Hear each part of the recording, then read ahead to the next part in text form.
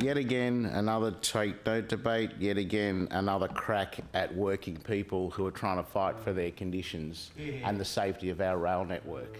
This must be, what, the 10th time the Leader of the government in this House has raised the spectre of the train dispute in question time, Mr Deputy President. And it's so transparent. They wish this dispute would go on and on and on. We're on the cusp of election.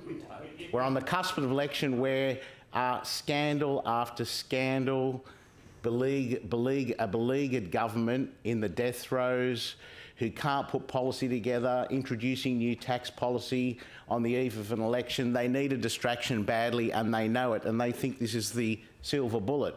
You remember the original iteration of this strike, Mr Deputy President, when they tried to argue that the whole rail network was shut down when the RTBU only had 10% of services shut. That didn't work. Then they tried to take the RTBU to the Industrial Relations Commission.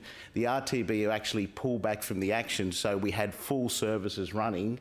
And then they got angry because the RTBU decided that we'd try and give the public free trips as part of the industrial action and run the trains on time. And of course now that annoys the Leader of the government because it doesn't fit in with the narrative that they want to pursue, which is that the union is shutting down the rail network to upset consumers. That's the narrative they want.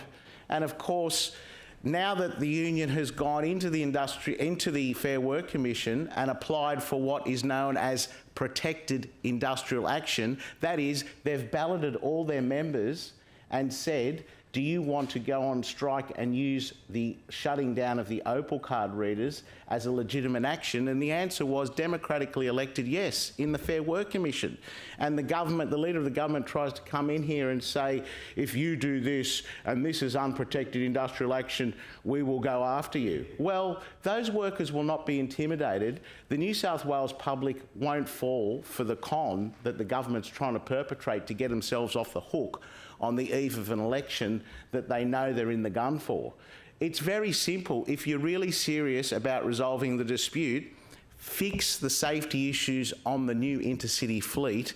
Don't make it contingent on signing the enterprise agreement. You see, if you were really genuine, you would have fixed the issues now and then negotiated the enterprise agreement separately. But you don't want to do that. You want to join the two. You want to join the two so you have a continued protracted industrial dispute so you can try and blame the workers on trains not running on time. And it's not going to plan. It's not going to work. And that's why the Leader of the government raises it every take note.